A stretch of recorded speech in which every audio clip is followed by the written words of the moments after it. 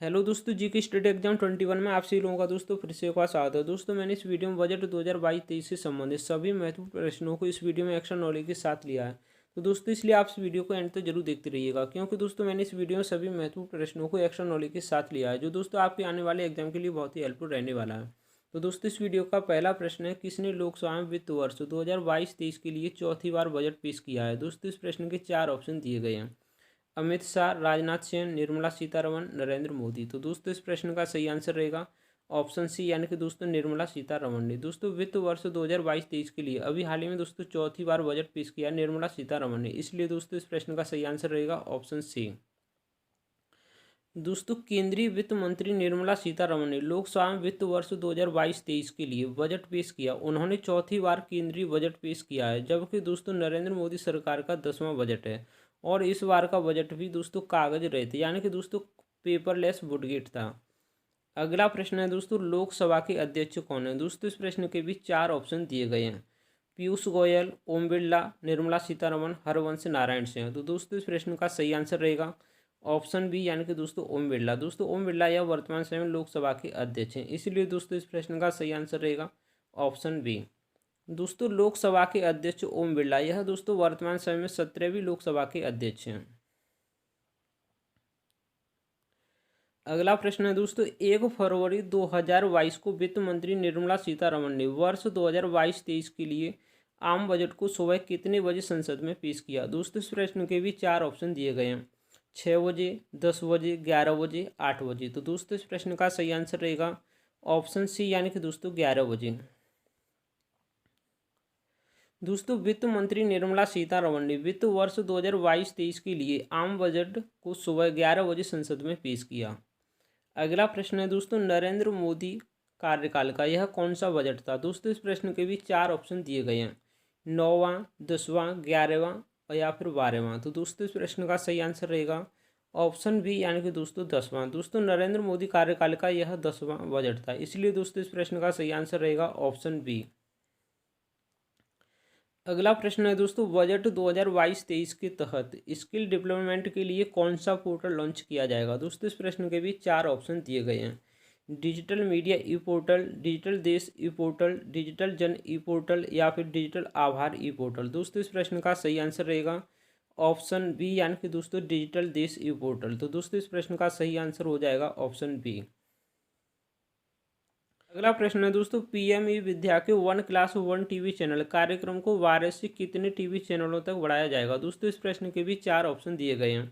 200, 500, 250 या फिर 100। तो दोस्तों इस प्रश्न का सही आंसर रहेगा ऑप्शन ए, यानी कि दोस्तों 200। दोस्तों पीएमई विद्या के 1 क्लास 1 टीवी चैनल यानी कि दोस्तों कार्यक्रम को 12 से 200 टीवी चैनलों तक बढ़ाया जाएगा। यह सभी राज्यों को कक्षा 1 से 12 तक क्षेत्रीय भाषाओं में सप्लीमेंट्री शिक्षा प्रदान करने में सक्षम बनाएगा। अगला प्रश्न है दोस्तों, आरबीआई की डिजिटल करेंसी का नाम क्या है, जिसको नए वित्त वर्ष की शुरुआत में ही लॉन्च कर दिया जाएगा। दोस्तों इस प्रश्न के भी चार ऑप्शन दिए गए हैं।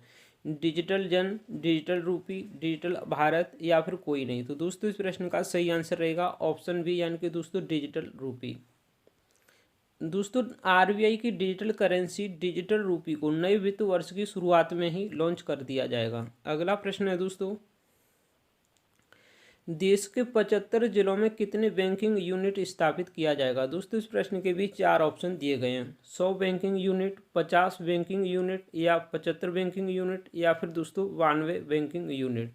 तो दोस्तों इस प्रश्न का सही आंसर रहेगा ऑप्शन सी, यानी कि दोस्तों 75 बैंकिंग यूनिट। तो दोस्तों इस प्रश्न का सही आंसर हो जाएगा ऑप्शन सी।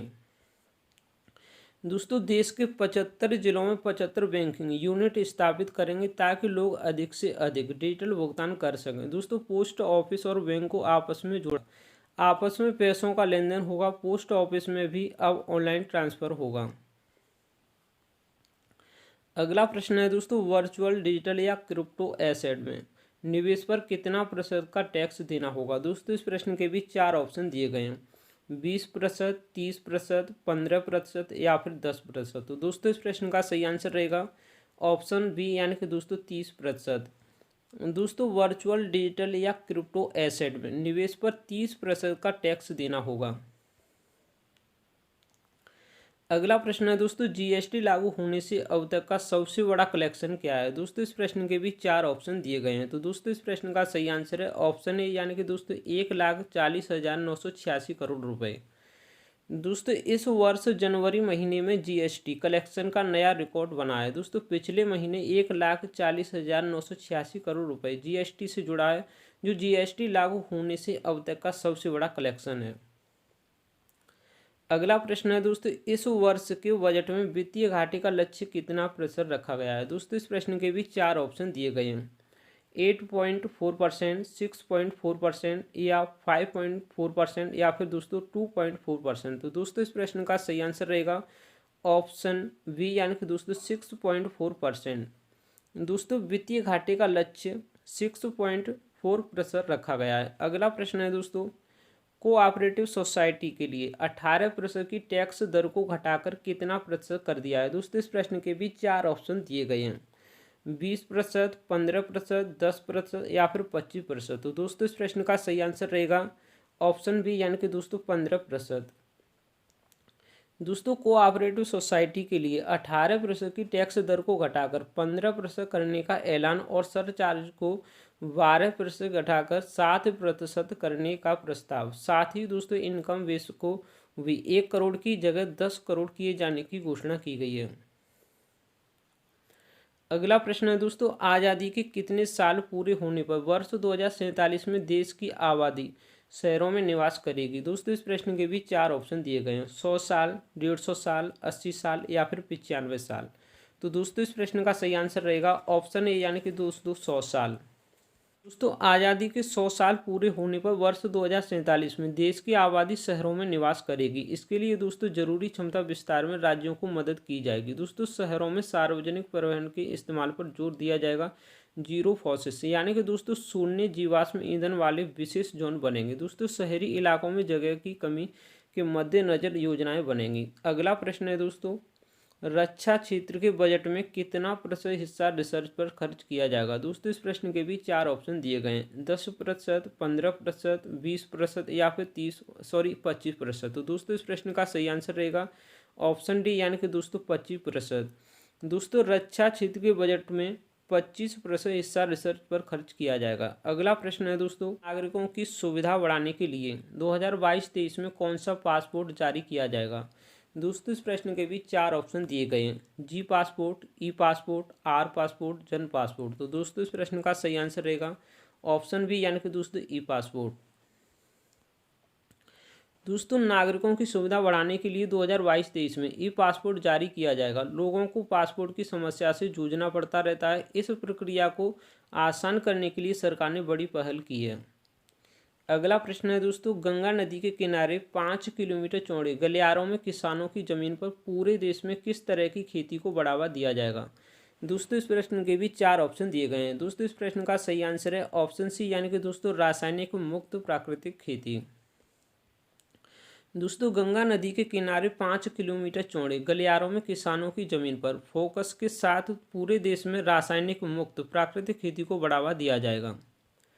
अगला प्रश्न है दोस्तों, हाल ही में जारी केंद्रीय बजट अमृतकाल के अगले कितने वर्षों का ब्लूप्रिंट है। दोस्तों इस प्रश्न के भी चार ऑप्शन दिए गए हैं। 30 वर्षों, 25 वर्षों, 20 वर्षों या फिर 10 वर्षों।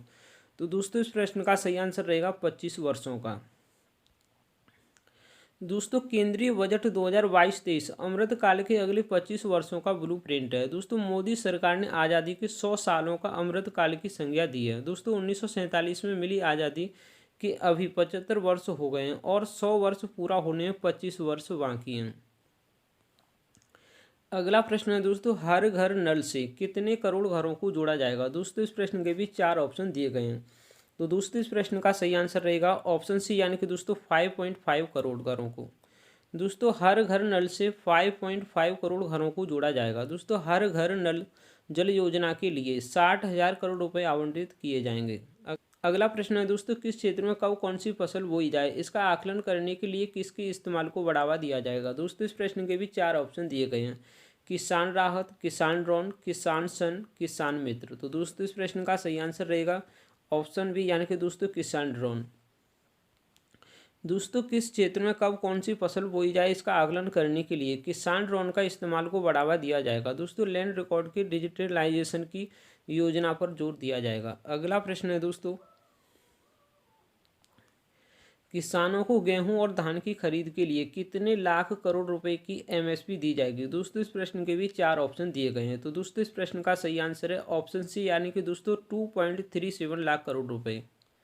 दोस्तों किसानों को गेहूं और धान की खरीद के लिए 2.37 लाख करोड़ रुपए की एमएसपी दी जाएगी।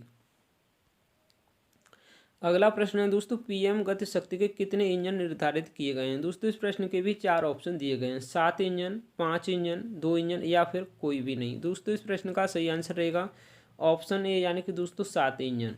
अगला प्रश्न है दोस्तों, नई पीढ़ी की कितनी वंदे भारत ट्रेनें अगले 3 वर्षों में चलाई जाएंगी। दोस्तों इस प्रश्न के भी चार ऑप्शन दिए गए हैं, 500 वंदे भारत ट्रेनें, 600 वंदे भारत ट्रेनें, 400 वंदे भारत ट्रेनें, 100 वंदे भारत ट्रेनें। तो दोस्तों इस प्रश्न का सही आंसर रहेगा ऑप्शन सी, यानी कि दोस्तों 400 वंदे भारत ट्रेनें। दोस्तों वित्त मंत्री ने कहा कि नई पीढ़ी की 400 वंदे भारत ट्रेनें अगले 3 वर्षों में चलाई जाएंगी। साथ ही दोस्तों 100 पीएम गति शक्ति कार्गो टर्मिनल्स भी अगले 3 वर्षों में तैयार होंगे। अगला प्रश्न है दोस्तों, अगले वित्त वर्ष में पीएम आवास योजना के तहत कितने लाख घर बनेंगे। दोस्तों इस प्रश्न के भी चार ऑप्शन दिए गए हैं, 80 लाख घर, 50 लाख घर, 65 लाख घर या फिर 30 लाख घर। तो दोस्तों इस प्रश्न का सही आंसर रहेगा 80 लाख घर। दोस्तों अगले वित्त वर्ष में पीएम आवास योजना के तहत 80 लाख घर बनेंगे। अगला प्रश्न है दोस्तों, बजट 2022-23 के तहत एक साल में कितने हजार किलोमीटर हाईवे बनेगा। दोस्तों इस प्रश्न के भी चार ऑप्शन दिए गए हैं, 30,000 किलोमीटर, 25,000 किलोमीटर, 45,000 किलोमीटर या फिर 20,000 किलोमीटर। तो दोस्तों इस प्रश्न का सही आंसर रहेगा ऑप्शन बी, यानी कि दोस्तों 25,000 किलोमीटर। दोस्तों एक साल में 25,000 किलोमीटर हाईवे बनेगा। हाईवे विस्तार पर दोस्तों 20,000 करोड़ रुपए का खर्च किया जाएगा। अगला प्रश्न है दोस्तों, बजट 2022-23 के तहत भारत की आर्थिक विकास दर कितना रहने का अनुमान है। दोस्तों इस प्रश्न के भी चार ऑप्शन दिए गए हैं। दोस्तों इस प्रश्न का सही आंसर है ऑप्शन बी, यानी कि दोस्तों 9.2%। दोस्तों बजट 2022-23 के तहत मौजूदा वर्ष में भारत की आर्थिक विकास दर 9.2% रहने का अनुमान है। ये दोस्तों बड़ी अर्थव्यवस्थाओं में सबसे ज़्यादा है। अगला प्रश्न है दोस्तों, तेल मार्केटिंग कंपनियों ने विमान ईंधन की कीमतों में कितनी फीसदी की तगड़ी बढ़ोतरी की है। दोस्तों इस प्रश्न का सही आंसर है ऑप्शन सी, यानी कि दोस्तों 8.5%। दोस्तों तेल मार्केटिंग कंपनियों ने विमान ईंधन की कीमतों में 8.5% की तगड़ी बढ़ोतरी की है। दोस्तों इस कारण आने वाले दिनों में हवाई यात्रा महंगी हो सकती है। दोस्तों महंगाई से पहले ही बेहाल मध्य वर्ग के लिए एक और झटका लगने का खतरा मंडराने लगा है। अगला प्रश्न है दोस्तों, वर्ष 2022-23 में किस तरह के पासपोर्ट जारी किए जाएंगे। दोस्तों इस प्रश्न के भी चार ऑप्शन दिए गए हैं, कागज passport, E passport, would passport या फिर इनमें से कोई नहीं। तो दोस्तों इस प्रश्न का सही आंसर रहेगा ऑप्शन बी, यानी कि दोस्तों ई पासपोर्ट। दोस्तों वर्ष 2022-23 में ई पासपोर्ट जारी किए जाएंगे जिनमें चिप लगी होगी, विदेश जाने वालों को सहूलियत होगी। अगला प्रश्न है दोस्तों, वर्ष 2022-23 के बजट में युवाओं के लिए 5 साल में कितने लाख नौकरियों के अवसर तैयार करने का वादा किया गया। दोस्तों इस प्रश्न के भी चार ऑप्शन दिए गए हैं। दोस्तों इस प्रश्न का सही आंसर है ऑप्शन सी, यानी कि दोस्तों 60 लाख नौकरियां। दोस्तों वित्त मंत्री ने इस बजट में युवाओं के लिए 5 साल में 60 लाख नौकरियां अवसर तैयार करने का वादा किया है। अगला प्रश्न है दोस्तों, वर्ष 2022-23 के बजट में 2030 तक सौर क्षमता को कितना गीगावाट तक बढ़ाने का लक्ष्य रखा गया है। दोस्तों इस प्रश्न के भी चार ऑप्शन दिए गए हैं, 200 गीगावाट, 280 गीगावाट, 150 गीगावाट या फिर इनमें से कोई नहीं। तो दोस्तों इस प्रश्न का सही आंसर रहेगा ऑप्शन बी, यानी कि दोस्तों 280 गीगावाट। दोस्तों 2030 तक सौर क्षमता के 280 गीगावाट के लक्ष्य को प्राप्त करने के लिए 19,500 करोड़ रुपए का अतिरिक्त आवंटन